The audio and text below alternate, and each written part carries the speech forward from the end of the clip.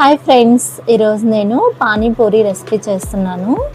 ముందుగా video like చేసి subscribe చేసుకోండి. కొత్తగా చూస్తున్న వాళ్ళు సబ్స్క్రైబ్ చేయడం మర్చిపోవద్దు. ముందుగా పానీపూరి తీసుకొని ఫ్రై చేసుకోవాలి. ఫ్రై చేసి పక్కన పెట్టేసుకోవాలి.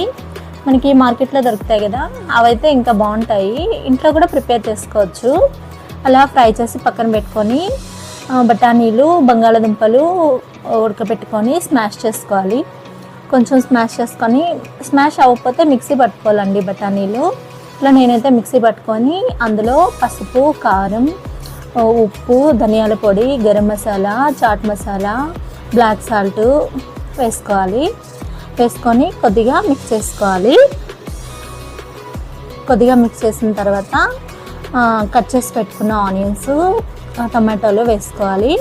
ఇప్పుడు వేసుకొని మిక్స్ చేసి పక్కన పెట్టుకోవాలి. ఇప్పుడు పానీ కోసము పుదీనా, కొత్తిమీర, పచ్చిమిర్చి, అల్లము, కొద్దిగా చింతపండు రసం వేసి మిక్సీ పట్టుకొని పానీ ప్రిపేర్ చేసుకోవాలి.